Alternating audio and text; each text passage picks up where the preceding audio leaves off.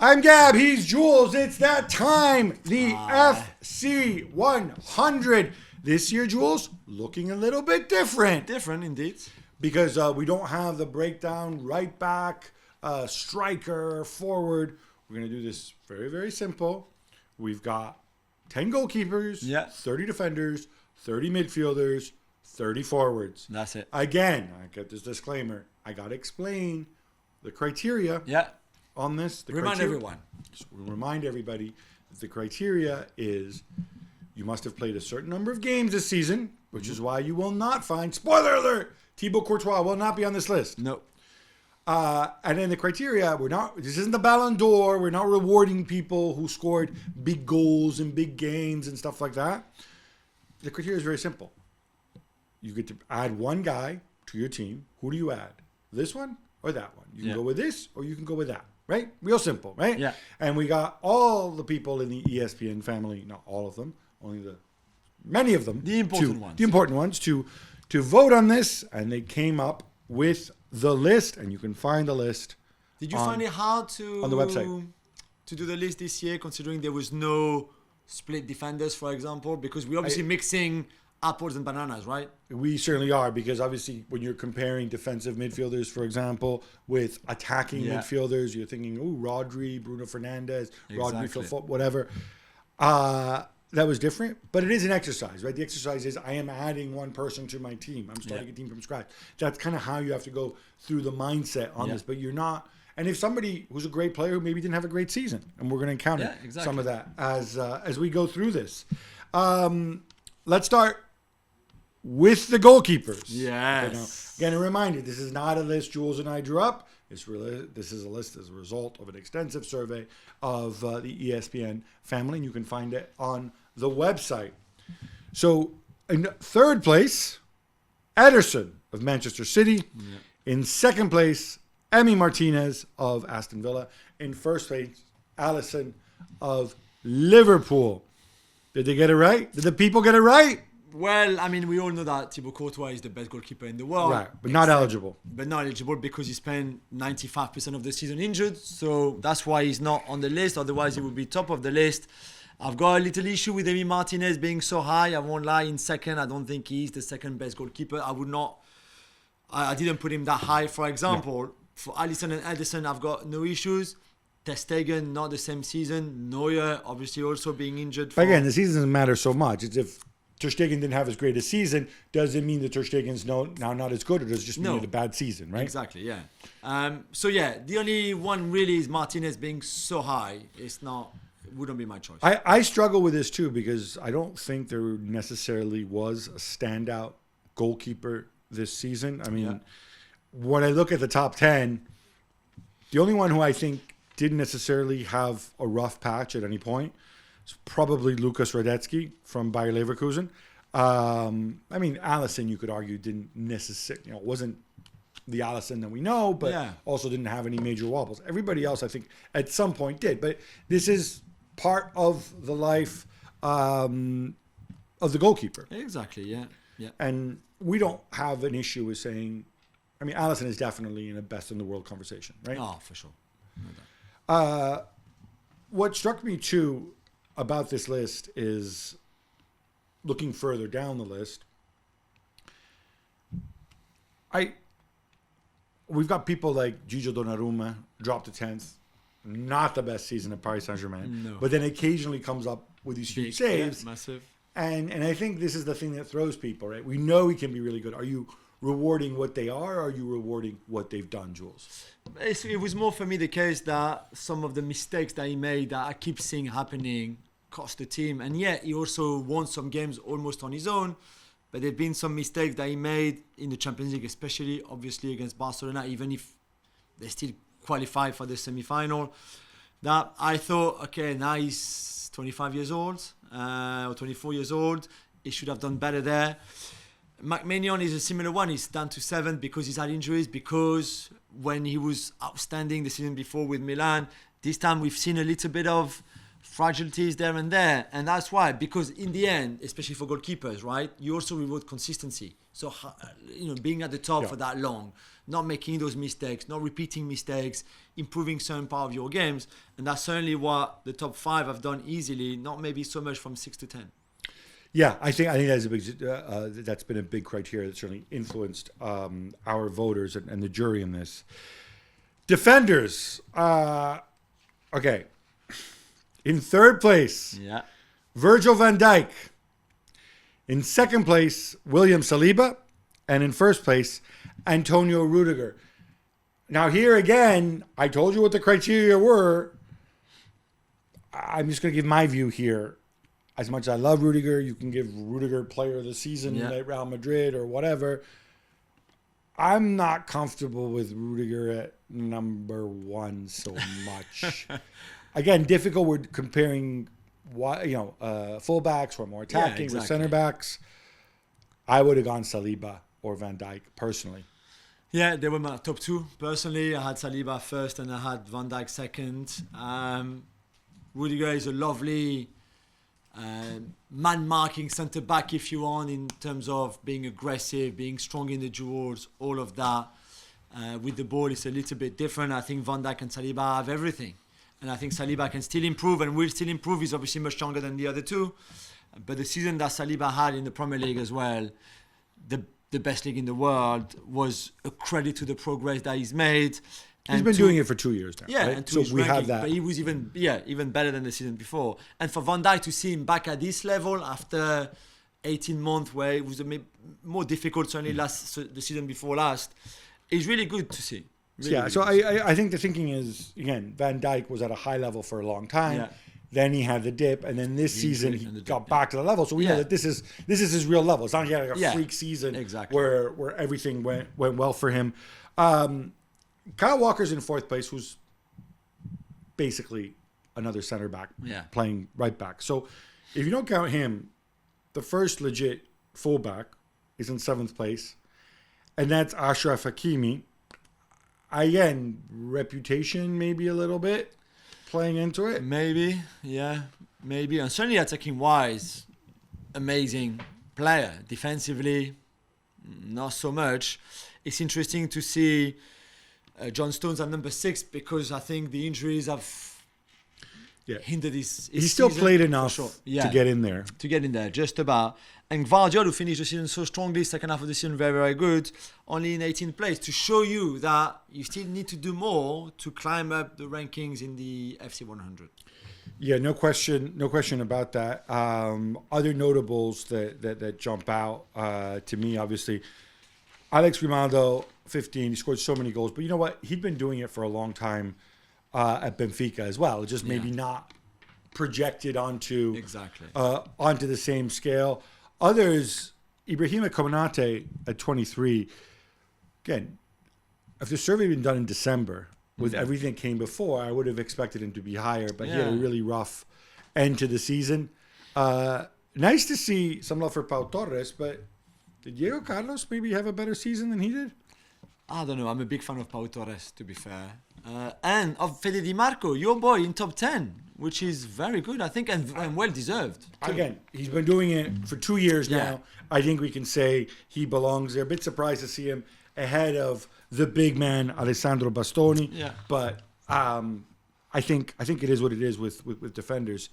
When we look at Rudiger, though, and this season, again, he probably hasn't put a foot wrong for Real Madrid. The reason that we would take Saliba and Van Dijk, you and I, ahead of him is that in many facets of the game, they're better than Rudiger. They're more comfortable on the ball. Yeah. And like you said on Saturday night after the final, Rudiger was not a starter at the start of the season. It should have been an Alaba, Militao pair of centre-backs. Rudiger played really well because of the injuries of the other 2. Marquinhos again at 5. My boy. There's a lot of PSG near the top here. In fact, there are 3 PSG defenders in the top 16 because it's Marquinhos at 5, as we mentioned, Achraf Hakimi at 7, and Lucas Hernandez, who I guess is a real person, even though he's always injured, Oh, but still played enough at 16. I would have them 1, 2, and 3, to be fair. But, hey. It does Nah, leave you yeah. wondering a bit about Paris Saint-Germain. What might have been. Yeah. So I didn't. Yeah. I don't want to be mean. I don't want to rub it in. I know. Let's move on to the midfielders, because I think this is where there will be the most debate and most sort of apples and oranges here, right? Yes, exactly. So in third place, Martin Odegaard from Arsenal. Yeah. And again, I think we can live with that because it's 2 straight seasons. He's done it. I'm good with that. In second place, Jude Bellingham from Real Madrid.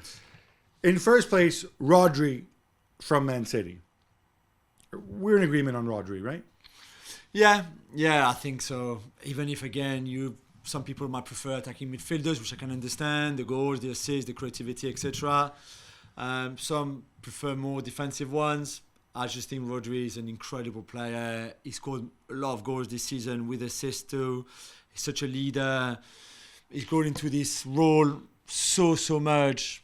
And I don't think that there's nobody better. And if you were a coach and you can pick whoever you wanted, the first name on your squad's list would probably be his, right? Because there's nobody that can come close. You can look at the goalkeeper, the centre backs, even the strikers, and you go, okay, if I don't get Mbappe, I can get Haaland. If you don't get Rodri, then after that, in terms of his role and his profile, it's okay, you can go for Declan Rice, etc. It's still not Rodri. So for me, outstanding number 1. I mean, I just looking at the Rodri profile. And of course I've got the list in front of me. You know, how many others in the top 20 even play his same position? Arguably, Tchouaméni maybe, who pops up in 7th place. Maybe Bruno Guimaraes, who's in 17th. But there's just such a gap. Yeah. And I'll say one thing about Rodri is people say, oh, like Sergio Busquets, you know, I hate to say it, Busquets won everything, max respect. But Rodri gives you much more on the ball. And again, maybe it's down to what Busquets was asked to do, but Rodri scores important goals. Rodri's much better in the air, even though Busquets was also tall. Yeah. Rodri delivers assists. Yeah. He really is different class. Bellingham in second had a tremendous start. He's in the argument, I think, for best player in the world. In a weird way that Rodri isn't, because players like that don't win those types of awards. For them, and still, reminder, very young. Looking at some of the rest of this, Jules, anybody you think you got a problem with in the top 10, top 15? It's Jamal Musiala at 12 that I find a little bit too low, maybe simply because I just think he's a wonderful player and has been good in a Bayern Munich side that has struggled this season. You would have him, I'm guessing I'm going to want to put words in your mouth, but maybe you might have had him ahead of who? Tchouaméni? No, because he's French. No. Well, maybe Tchouaméni. Even Bruno? Yeah, maybe Bruno. I mean, KDB is there in 10th, obviously, because of the injuries. Pedri is there in 8th also. But these are 2 guys, though, that when they've played, they've been really, really good. Yeah. So I got no issue with them in the top 10. No, Gavi, by the way, is another obvious one who's missing from this list because I guess he missed much more of the season and he didn't make the cut minutes-wise. Yeah, exactly, yeah. So we should explain that. Yeah. So no, I think again, when you look at the quality and the depth in that midfielder, top 30. Oh, sorry, Gavi is 21st. Gavi's because of that. Downgraded to 21st. Again, I think if you have Gavi on the list, you should have him probably higher. A little bit higher, yeah. Toni Kroos at 4. Getting a little romantic. I mean, tremendous season, romantic. But would you add Toni Kroos at this stage to your team? Definitely not. So yeah. I'm not 100% on that one. I agree. On that one either. Warren Zaire-Emery also on the list. Hey, my boy. But no Vitinha. No, not yet. Next season. But Luis Enrique said he was the best player. I know. Next season he will be there. Right. Next season. Forwards. This is where it gets interesting. And this is where it gets maybe possibly a little bit controversial. In third, actually, I'm going to do the top 5 here for forwards, right? If I'm allowed to do this, right? You are allowed. In 5th place, Mohamed Salah from Liverpool. In 4th place, Vinicius Jr. from Real Madrid. In 3rd place, Erling Braut Haaland from Manchester City. In 2nd place, the pride of England, Harry Kane And in first place, it's Kylian Mbappe. Woo! I don't know that anybody's going to argue with Mbappe. Haaland and Kane, are you going to take an issue? You going to take issue there? I have an issue with Harry Kane being second. I think Vinicius belongs in the top 3. Goals, assists, consistency from Harry Kane, no? In a league that himself found easy this season. Scored a lot of goals in the Premier League before that. No, I know. But at his age now, for my squad, me as a coach or as a sporting director, I would pick Vinicius, Haaland or Mbappe ahead of Harry Kane. And you would do the same. Probably, yeah. Probably, yeah. If this is going to be the criteria we use, I would be on board with that. I think Salah in 5th, like... Interesting one, isn't it? Does Salah belong? I mean, I'll tell you who's after Salah, and maybe this helps you sort it out. You got Antoine Griezmann, somebody named Lionel Messi. Small guy from Argentina. Phil Foden. 8 is low for Foden after what he showed us in the last 12 months, I have to say. And I would argue the 12 months before that too. Yeah. Bukayo Saka 9th, and Son Heung-min, or Heung-min Son, as I like to call him, for Tottenham. Yeah. When you see the next 5, maybe Foden, maybe Messi, because you can only beat what's in front of you, right? True. And he's been on a tear in MLS as well. So he's been amazing. All Miami. right, trivia question for you. There's only 3 players who have scored 20 goals or more in the league, in the big 5 European leagues. Can you name them? In the last 3 seasons. In each of the last 3 seasons. Okay. 20 plus goals from the big 5 leagues. Can you name them? So Mbappe, Kane? No, not Kane. Kane hasn't scored over 20. No, he had 19 goals, I think, or 18 goals for Spurs last season. So Mbappe, Haaland? Yes. And then the third one, Lautaro Martinez? Lautaro Martinez, El Toro, down in 12th. Behind Cole Palmer, that doesn't sit well with me. Yeah, again, Cole Palmer, a tremendous season. Incredible. You like his talent. Yeah. I think 11 is a little bit high because it also implies that, hey, his manager, Man City, must have been a total dope who couldn't have figured out that he could contribute. And right? also, I mean, I hope for him it's not one season wonder, but he might never score as many than the 20 or 21 goals he had in Premier League. He might have 15, he might have 10 and 10 assists. He might still be very good, but that one season that he's had might not ever happen again. So 11 is a bit high, I think, for Cole Palmer. I think it's what you call recency bias. At 15, we have a familiar face, Cristiano Ronaldo. Jules, I'm going to say this. And, sometimes we like to have some fun with this and stuff and all the weirdos in the internet who are obsessed with Messi and Ronaldo and blah, blah, blah. Yeah. But the dude scored a goal a game. Like he scored 100 goals or something, 50.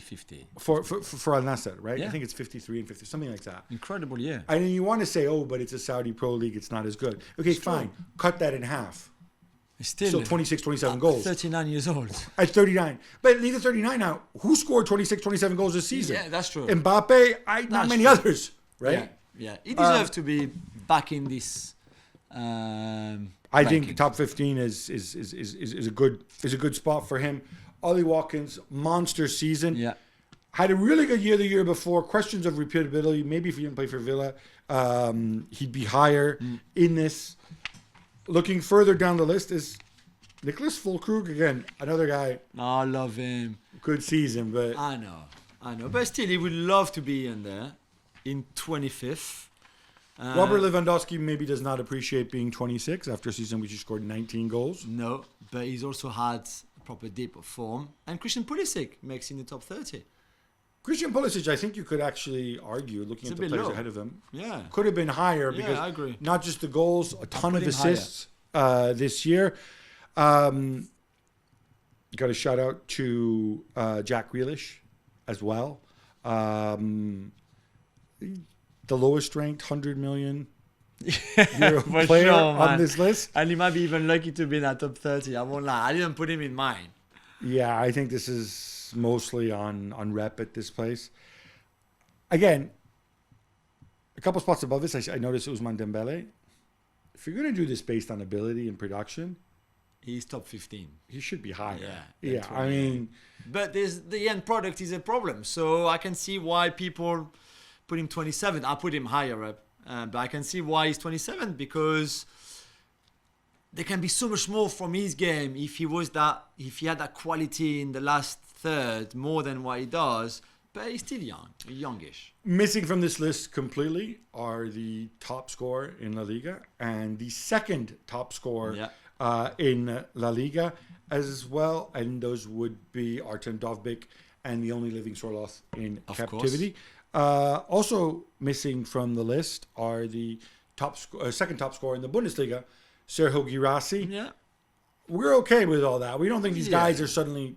No. They could be one-season wonders. Yeah, exactly. I need more from them to have them in that top 30 next season. And yet, sneaking into the list at number 30, presumably because, he's done it before, though he did it at Coventry, Viktor Gyökeres from Sporting. Yes. Did you put him on your list? I put him on my list, yeah.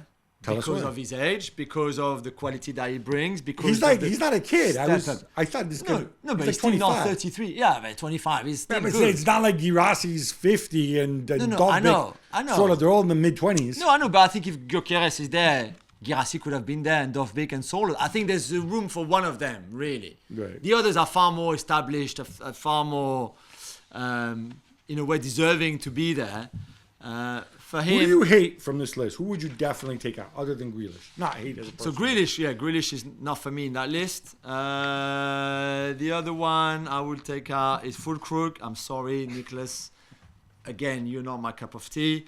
But that's it. That's the only two, really. I would keep We Leo can and debate who'd be Cristiano. higher or lower, but But they're the three that I think, come on, not this year. This is the list. Again, it was voted on by people. We're only here to comment it. It's up on the website, ESPN.com. I'm sure it'll be talked about. You'll find lots of digital content, digital content surrounding this. I just want to make it clear, please don't shoot the messages. Don't abuse us. This is a list. I think you might actually find it's hard when you're comparing different positions within one generic thing. I mean, Joshua Kimmich, who's in here somewhere again, he plays half the season in midfield, half the season at fullback. It's difficult to compare. I think it also gets really, really, we agree, top 10, fine. Once you get outside the top 10, I think it gets really, really tricky. So there it is. Let us know what you think. You've got many ways to go and do that.